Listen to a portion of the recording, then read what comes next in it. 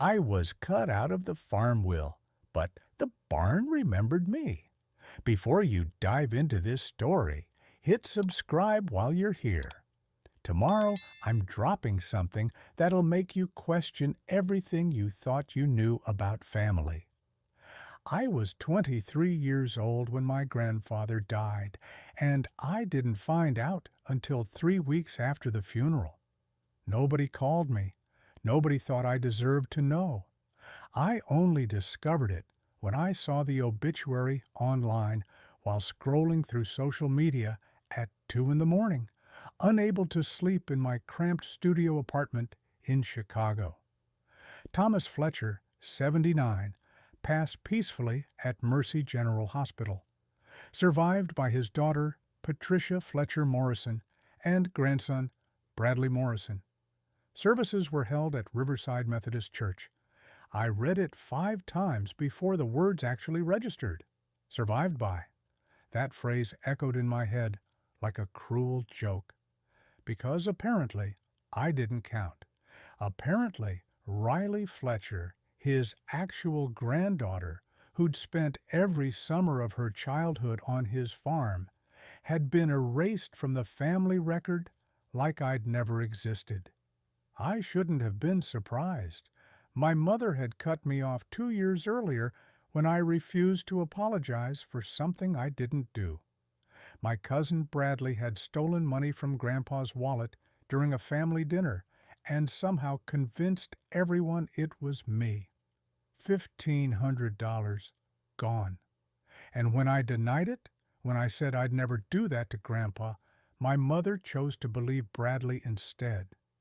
"You've always been jealous of him," she'd said, her voice cold as January frost. "Always trying to make him look bad because you can't stand that he's successful and you're still serving coffee for a living." It didn't matter that Bradley had a history of lying. It didn't matter that I'd never stolen anything in my life. It didn't matter that Grandpa had looked at me with confusion and sadness, like he wanted to believe me, but couldn't go against his daughter's verdict. The family had made their choice, and I wasn't part of it anymore. So I'd left, packed my car, and drove to Chicago, where I knew nobody and nobody knew me. I got a job at a bookstore, found a tiny apartment above a laundromat, and built a life out of silence and stubbornness. Some nights I'd think about calling Grandpa, but pride and hurt kept my phone in my pocket. Now he was gone, and I'd never get the chance to hear him say he believed me. I called the funeral home the next morning, my hands shaking as I dialed. The receptionist confirmed that yes, services had been held 3 weeks prior. No, there was no additional memorial planned. Would I like information about the burial plot? I drove the 6 hours back to Millbrook, Indiana the following weekend. My mother's house looked exactly the same. White siding with black shutters and the rose bushes Grandpa had planted for her 20th birthday still blooming along the front walk. I sat in my car across the street for 20 minutes, building courage before finally walking up to the door. My mother answered on the third knock. She was 51, but looked older, her hair more gray than brown, her face lined with tension that never quite left. When she saw me, her expression didn't change. No surprise, no anger, just flat recognition. "Riley." "Hi, Mom. I heard about Grandpa. I wanted to pay my respects. The funeral was 3 weeks ago." "I know. Nobody told me he died." She leaned against the doorframe, not inviting me in. "You made it clear you didn't want to be part of this family anymore. That's not what happened, and you know it. We're not doing this again." She started to close the door, but I put my hand out to stop it. "Please, I just want to know where he's buried. I want to visit him." For a moment, something flickered across her face. Guilt, maybe, or regret. But It vanished quickly. Cedar Hills Cemetery, Section D. She stepped back and shut the door before I could say anything else. I drove to the cemetery and spent an hour wandering through Section D before I found it. A simple granite headstone with his name, dates, and a single line. Beloved father and grandfather. I sat on the grass beside it and cried for the first time since leaving Millbrook. Cried for the relationship we'd lost, for the summers we'd spent together, for the way he used to let me drive the tractor even though I was too young, laughing when I jerked us forward in uneven lurches. "I'm sorry, Grandpa," I whispered. "I'm sorry I wasn't here." I stayed until the sun started setting, then drove to the farm. I had to see it one more time, even if it belonged to Bradley now, even if my mother had probably already handed him the keys and the deed. The property was 10 miles outside town, 200 acres of fields and woods, with a white farmhouse and a massive red barn that Grandpa had maintained obsessively. As I turned down the gravel driveway, I expected to see Bradley's truck, maybe some sign that he'd already moved in. Instead, the place looked abandoned. The grass in the yard was overgrown, reaching almost to my knees. The porch had leaves piled in the corners like nobody had swept in months, and the barn doors were closed, but not locked, hanging slightly crooked on their hinges. I parked and walked slowly toward the house, an uneasy feeling crawling up my spine. The windows were dark, curtains drawn. I tried the front door and found it locked, but when I walked around to the back, the kitchen door stood open about 6 inches, swaying slightly in the evening breeze. "Hello?" I called out, pushing the door wider. "Is anyone here?" No answer. I stepped inside, hit immediately by the smell of stale air and dust. The kitchen looked frozen in time. Grandpa's coffee mug still sat beside the sink. The calendar on the wall was still turned to March, 2 months before he died. I walked through the rest of the house in a daze. Everything was exactly as I remembered. The worn recliner in the living room, where Grandpa watched the news every night. The bookshelf full of westerns he'd read and reread. The photographs on the mantel showing 3 generations of Fletchers working this land. There was one photo of me, age 7, sitting on a hay bale with the biggest smile on my face. Grandpa stood behind me, his hand on my shoulder. I picked it up, surprised my mother hadn't thrown it away. In his bedroom, I found a stack of unopened mail on the dresser. Bills mostly, but also official-looking envelopes from Miller and Associates, attorneys at law. I knew I shouldn't read someone else's mail, but something made me pick up the top envelope. Inside was a letter dated 1 week after Grandpa's death. "Dear Ms. Fletcher Morrison, this is to inform you that the estate of Thomas Fletcher has been processed according to his last will and testament filed with this office. As discussed, the primary asset, the farm property located at 4721 County Road 18, has been designated for sale, with proceeds to be distributed as outlined in the will." My stomach dropped. They were selling the farm. My mother was selling the place Grandpa had loved more than anything, the land his father had worked and his grandfather before that.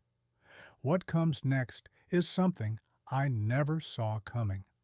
Stick with me, and make sure you subscribe. I grabbed the rest of the mail and spread it across the bed. More letters from the attorney, a notice from a real estate company about listing the property, and then something that made my blood run cold. A letter from Bradley to my mother, dated just 2 days after the funeral. "Mom, I know you're still processing everything, But we need to talk about the farm situation. I've already spoken to a developer who's interested in the land. They want to put in a housing subdivision, and they're offering way above market value. This could set us both up for years. Don't let sentiment get in the way of a smart financial decision. Dad built his whole life around that place, and look where it got him. Alone and broke. We deserve better. I read it 3 times, fury building with each word. Bradley hadn't wanted the farm to live on it or honor Grandpa's memory. He just wanted to sell it to developers who'd tear down everything Grandpa had built. I left the house and walked toward the barn, needing air, needing space to think. The sun had fully set now, and the motion sensor light above the barn doors flickered on as I approached. I pulled the doors open, their familiar creak echoing across the empty yard. Inside, the barn was exactly as Grandpa had kept it. Tools organized on pegboards, the old tractor parked in its usual spot, hay bales stacked in neat rows along the back wall. I climbed up to the loft, to the spot where I used to hide as a kid, reading books and pretending I was anywhere but stuck in a small town. And that's where I found it. A metal box pushed back into the corner, covered with an old blanket. I pulled it out and opened it, my hands trembling. Inside was a folder with my name written across the front in Grandpa's shaky handwriting. I opened it and found a handwritten letter dated 6 months before he died. Dear Riley, if you're reading this, then I'm gone, and I hope to God you found this before your mother sold everything. I need to tell you the truth about what happened, about the money Bradley took and the lies that tore this family apart. I knew you didn't steal from me. I knew it the moment Patricia accused you. I've known Bradley his whole life, and I've watched him lie and manipulate to get what he wants. But your mother has always had a blind spot when it comes to that boy. She sees what she wants to see. After you left, I confronted Bradley, told him I knew the truth and that he needed to confess. He laughed at me, Riley, laughed and said it didn't matter because you were already gone and I had no proof. He was right about the proof. I'd already spent the money on medication, and I couldn't prove who took it, but I could make sure he didn't profit from his lies. I changed my will. The farm doesn't go to Patricia or Bradley, it goes to you. All 200 acres, the house, the barn, everything. I set it up through a lawyer your mother doesn't know about, a man named Henry Carlson in the next county over. He has the real will, the legal one that supersedes anything filed with Miller and Associates. There's a catch, though. You have to claim it within 90 days of my death, or it defaults to a conservation trust. I did this because I need to know you want it, that you'll fight for it. This land deserves someone who loves it, and that's always been you, kiddo. The combination to the safe in my bedroom closet is your birthday, 0815. Inside, you'll find the deed, the contact information for Henry Carlson, and enough cash to cover property taxes for the next 2 years. I'm sorry I wasn't stronger when you needed me. I'm sorry I let fear and family politics keep me from defending you. But I'm trying to make it right now. This farm is yours. Don't let anyone take it from you. Love always, Grandpa. I sat in that loft for over an hour, clutching the letter and crying. He'd believed me. All along, he'd known the truth, and he'd left me everything. I climbed down from the loft and ran back to the house. The bedroom closet was exactly where I remembered, and the safe was right there on the floor behind Grandpa's winter coats.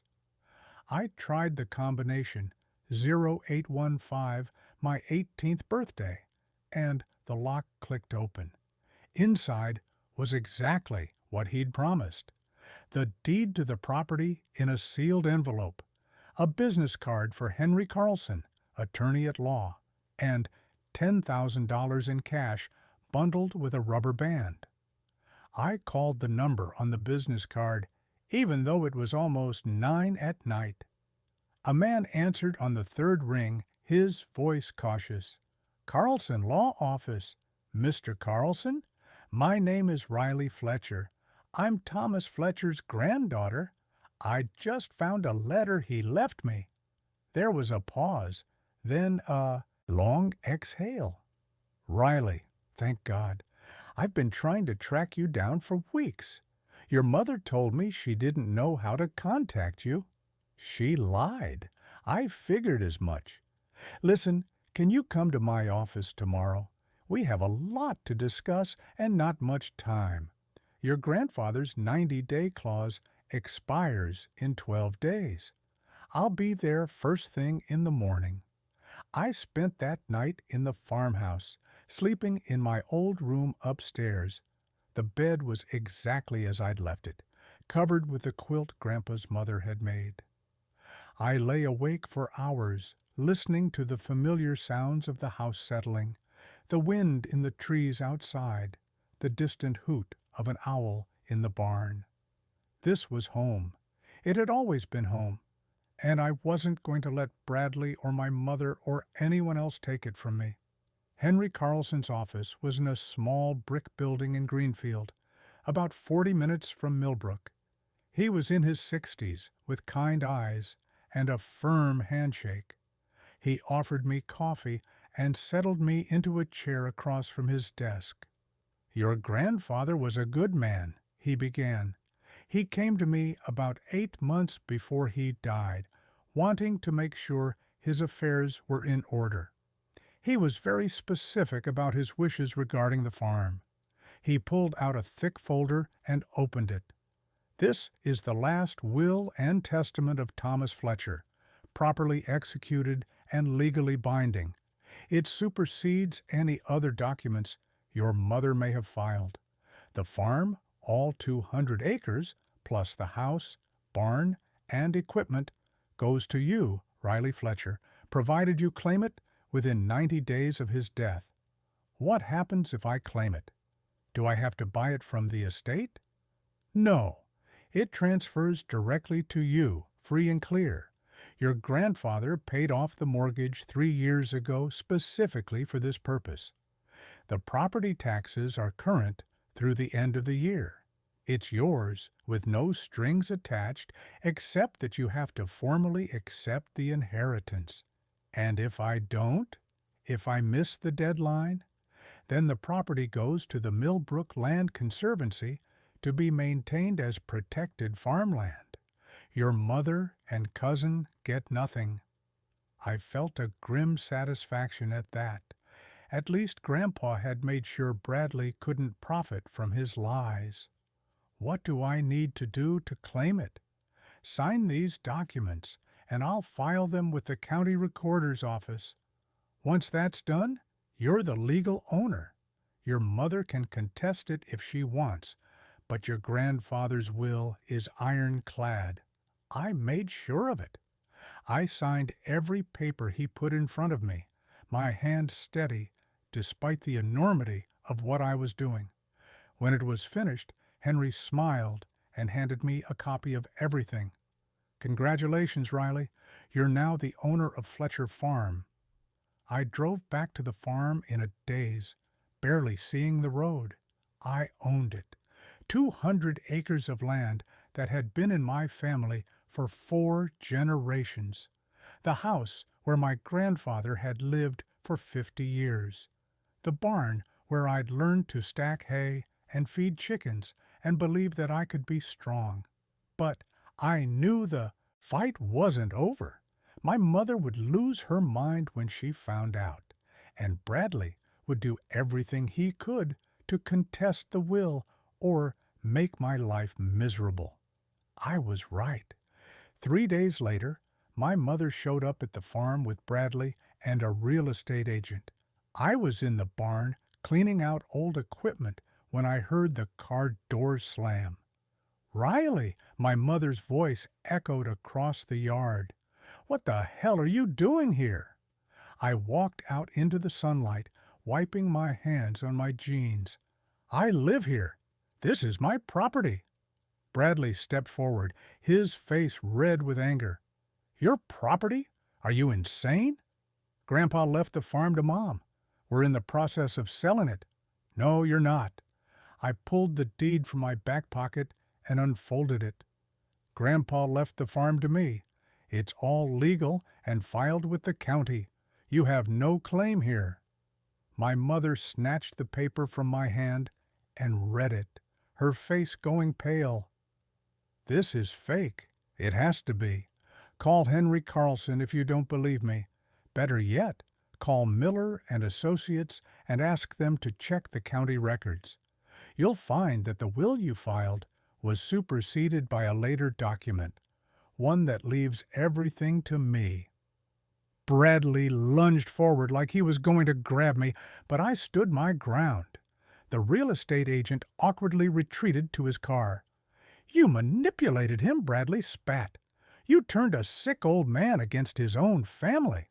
I laughed, cold and harsh. "I manipulated him? That's rich coming from the person who stole from him and blamed me." "Yeah, Grandpa knew, Bradley. He knew you took that money. He knew you lied. And he made sure you'd never profit from it." My mother's hand shook as she handed the deed back to me. "Why would he do this? I'm his daughter. Because you chose Bradley over me. You chose to believe lies instead of trusting your own child." And Grandpa saw what that said about you. We stood there in tense silence, 3 people who used to be family, now just strangers with shared DNA and years of resentment between us. "You'll regret this," my mother finally said. "You have no idea how to run a farm. You'll fail and lose everything. Maybe, but at least I'll fail trying to honor what Grandpa built instead of selling it to developers who'll pave over his memory." They left without another word. I watched their car disappear down the driveway and felt something release in my chest.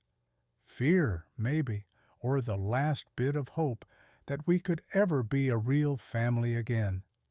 I spent the next 6 months learning everything I could about farming. I hired Tom Bradley, no relation to my cousin, a retired farmer who'd worked with Grandpa for years. He taught me about crop rotation, equipment maintenance, and the 1,000 small decisions that went into keeping a farm running. I leased out most of the acreage to neighboring farms for row crops, keeping 20 acres for myself.